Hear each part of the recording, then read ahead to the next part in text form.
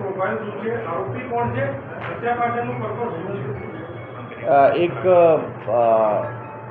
પરમ દિવસ એક બનાવ બન્યો હતો જેમાં મનીષભાઈ ચોકસી કરીને એક માણસની હત્યા થઈ હતી.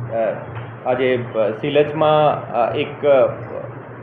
એક બિલ્ડિંગ છે ત્યાં રહેતા હતા ઓર એની જે હત્યા થઈ હતી એને પછી તાત્કાલિક પોલીસ ત્યાં પહોંચી ઓર ત્યાં જગ્યા જોઈને જે સસ્પેક્ટનો જે જગ્યા ઉપર જે પુરાવા મળ્યા હતા એને આધારે ખોજબીન કરી હતી ઓર એના આધારે ખબર પડી કે જે એને સાથે આના ફેમિલીમાં એને શાળાનો છોકરો અહીંયા એને સાથે રહેતો હતો મનીષભાઈને ઓર એ ત્યાંથી 12 દિવસથી ત્યાં રહેતો હતો.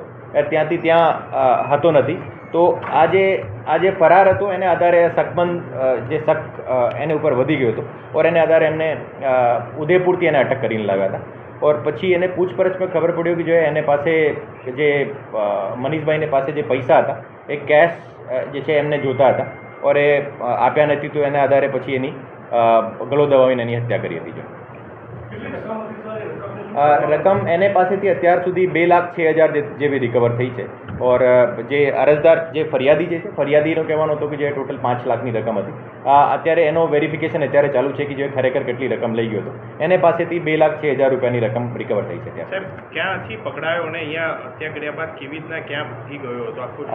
હત્યા કર્યા પછી એ અહીંયાથી પૈસા લઈને એક તિયાગો ગાડી છે એની જે મરણ જનારને દીકરાની આ ગાડી લઈને અહીંયાથી એને મિત્રો સાથે જો એ ઉદયપુર વહી ગયો હતો ઓર ત્યાંથી અમારી ટીમ ત્યાંથી એને લઈને આવી હતી. સાહેબ શું પ્લાન હતો એનો? હવે આમ હત્યા કરીને પૈસા લીધા પછી શું પ્લાન હતો એનો? અત્યાર સુધીની એની પૂછપરછમાં એવી ખબર પડી કે જો એને પૈસાની બહુ વધારે એની ટેવ હતી. જો પૈસા ખર્ચ કરવાની એને થોડો બહુ નશાનો પણ એને ટેવ હતી. તો એને માટે એમને પૈસા જોઈએ હતા અને એને ફેમિલીને સાથે રહેતો નથી.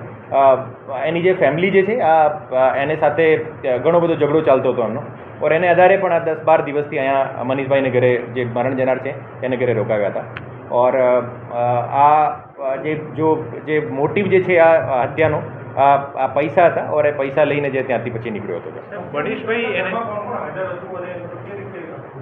તે દિવસે મનીષભાઈ એકલા જ હાજર હતા ઓર એનો જે ટીઆરપી મોલમાં એમની શોપ છે ત્યાં એમનો દીકરો ત્યાં હાજર હતો ઓર હત્યા કરીને એના પહેલાં બધા મળીને જો એક જગ્યા એ ત્રણો મનીષભાઈ એના દીકરો અને એ જે હત્યા કરનાર જે માણસ છે એ ત્રણો એક જગ્યા ડિનર કરવા ગયા હતા ઓર ત્યાંથી પરત આવીને જો પછી આ બધો બનાવ બન્યો હતો.